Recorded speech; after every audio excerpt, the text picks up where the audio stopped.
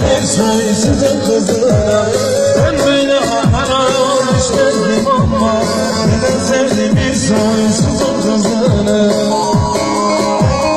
Gidişine işine daha düşme peşine, gidişine işine daha düşme peşine.